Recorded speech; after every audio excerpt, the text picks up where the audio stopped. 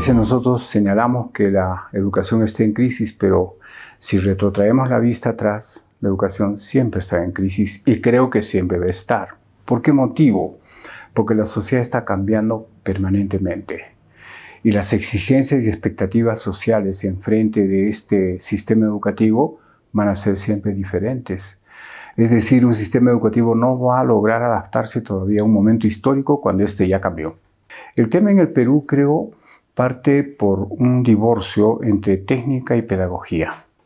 Si bien el Ministerio de Educación ha implementado esa área técnico-pedagógica, hoy veo que la educación es sobre todo técnica y muy poco pedagógica. Me refiero a que la educación se dirige a ser instrumentista, es decir, yo estudio para algo, para ser un profesional y para ganarme la vida. Creo que el amor por el saber ha quedado postergado. De ahí que este tecnicismo en la graduación de profesionales recae en un tema ético y moral, porque uno antepone la profesión como fin y el estudio como medio. Antes podría haber sido, ¿no? La profesión es un medio para la formación integral humanística del ser humano. Un segundo problema es el divorcio que hay entre el sistema educativo básico, esto es inicial, primaria y secundaria, con el sistema educativo universitario. Porque si bien la ley de educación pretende desarrollar herramientas y metodologías para promover el pensamiento crítico, analítico, creativo, reflexivo, la universidad no valora eso. Basta ver cómo está elaborada la prueba de ingreso.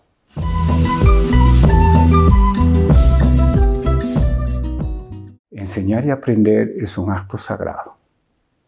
Y un acto sagrado exige una conexión emocional, una conexión vocacional, y por eso vamos a otro punto, al punto de la formación docente.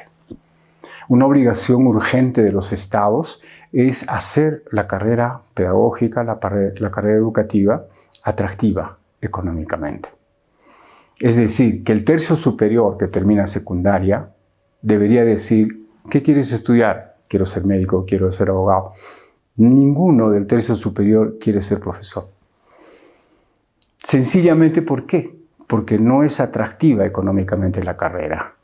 De manera que supuestamente los estudiantes mejor preparados de la secundaria optan por carreras que no tienen nada que ver con la formación humanística de la sociedad.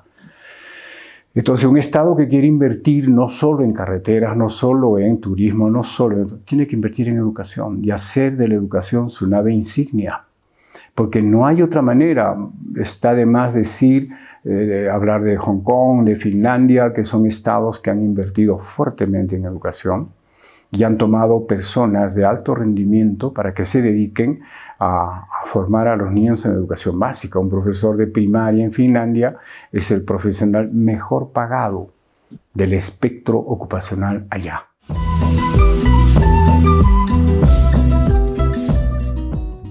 Aquí aplicamos la inclusión en 3 niveles, no solo en lo que llamamos niños con habilidades diferentes, sino desde que el colegio es mixto, ya es inclusivo.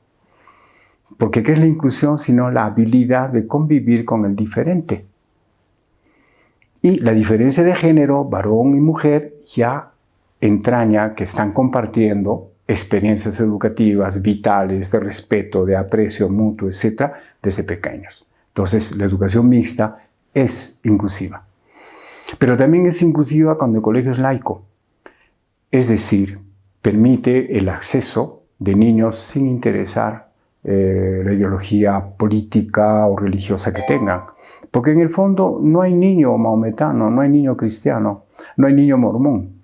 Lo que pasa es que hay un niño de padres musulmanes, un niño de padres cristianos, de padres hebreos, etc.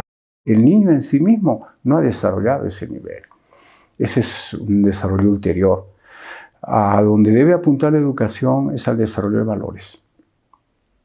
Pero los valores, tal como vemos hoy, son sobre todo una prédica de orden teórico. Nosotros consideramos que la ética debe ser resultado de la lógica, no de la repetición mecánica de una tabla de valores que se supone son verdaderas. sino de que el niño desarrolle la inteligencia para ver, por ejemplo, qué cosa es verdad. No decirle no mientas, sino decirle cómo se llega a la verdad.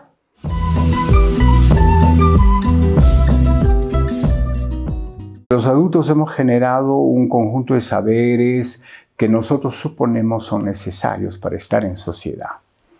Pero esta socialización no necesariamente debe ser rígida, sino el antiguo principio educativo planteado por Rousseau, ¿no? La educación en libertad. Rousseau es el padre de muchas de las tendencias y métodos que ahora hay, porque él, digamos, descubre al niño. Hasta entonces, socialmente, el niño no era una categoría, era un adulto pequeño, era una fuerza laboral más en el campo, en la ganadería, no tenía derechos del niño, por ejemplo. ¿No? Pero Rousseau descubre al niño. ¿Quiénes lo inventan? Piaget, Montessori. Digo lo inventan, ¿por qué?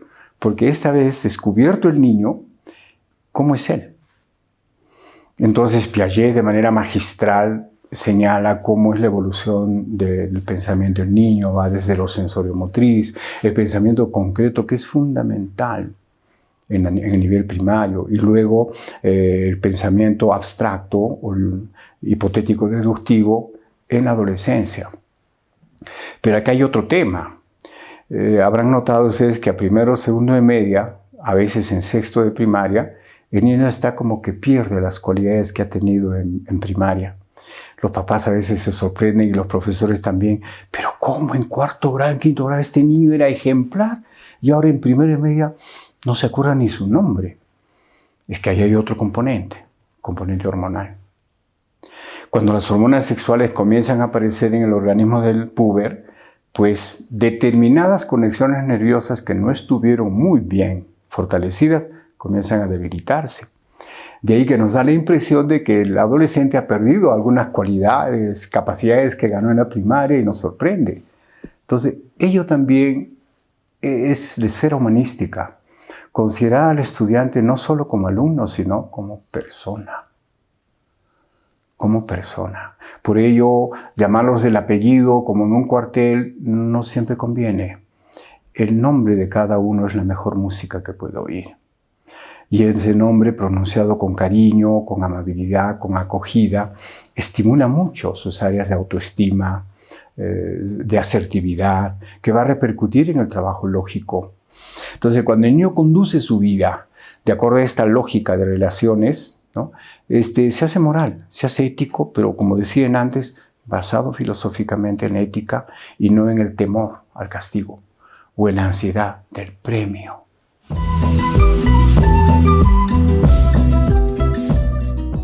En la formación artística, por ejemplo, las artes escénicas ponen en juego la integralidad de condiciones por descubrir y por afianzar en cada niño.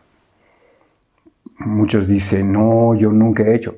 En la vida un montón de cosas no hemos hecho y están por hacerse. Anímate. No se le obliga, incluso cuando se entrevista al papá de un niño nuevo, se le dice, ¿qué es lo que más le gusta? Esto, aquello. Y en determinada actuación, ustedes saben que la actuación es el sumum de la vida escolar.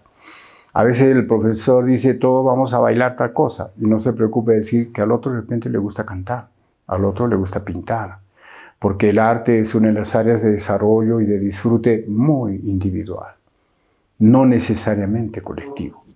A raíz de estas aficiones individuales que respecto del arte desarrollan los niños, es donde descubrimos que la socialización que se da, por ejemplo, en las artes escénicas, contagia las ganas en un niño por descubrir nuevas habilidades. Muy bien, a mí me gusta cantar y no bailar, pero cuando veo a un grupo bailando con tanto entusiasmo, sin parámetros rígidos y me contagio, comienzo a desarrollar libre y espontáneamente esa afición. Por ejemplo, empezar las sesiones de clase con una sesión de música. Música escogida previamente, porque se supone que la vibración musical, la experiencia de audición musical, estimula las neuronas, ¿no? De una manera muy particular. Prepara para el aprendizaje.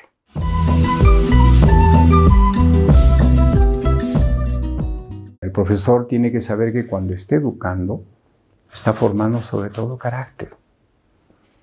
No está formando para que me satisfaga con notas, con premios, con excelencias, con ingresos en primer lugar. Eso es accesorio. Necesito formar ciudadanos con carácter. Entonces, cuando yo hablo de voluntad, no estoy hablando de capricho. No estoy hablando de imposición. ¿Cuándo es voluntad y cuándo voluntarismo? ¿Cuándo es terquedad? Etcétera. Entonces, humanizar la educación significa también esto. Cuando enseño a leer y escribir, no debo solo enseñar a leer y escribir. Tengo que enseñar el gusto por leer y por escribir. Y si yo no soy lector, difícil que yo transmita el amor a los libros. Miren que hay un plan lector por 14 años en el Perú. Y hay chicos que terminan la universidad, no pueden hacer la tesis, no pueden formular un problema, no pueden plantear una hipótesis, no pueden hacerse entender. Y han tenido toda su vida escolar con plan lector. ¿A alguien le interesa evaluar el plan lector? No. Entonces a los padres, a los maestros nos toca examinar este tema y transmitir amorosamente estas experiencias para formar humanísticamente a nuestros estudiantes y a nuestros hijos.